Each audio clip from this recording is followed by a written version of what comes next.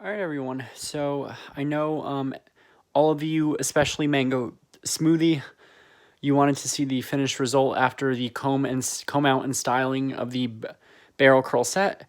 So this is how it looks. It is a nice bunch of voluminous, big, loose curls with a lot of root lift, a lot of volume. She's got that nice center part over there, right here. I had set the hair in the direction of the hair parting, so when you're setting your hair on someone else, whether it be a client or a friend or you're doing your own, you need to know where your parting is. Her parting starts right here. So I barrel curled everything going that way and barrel curled everything going that way. And I really like it. She's got a lot of volume, a lot of movement. It's not as sturdy as a traditional roller set, but it is more modernized, and it still gives you a structured yet elegant and classy look.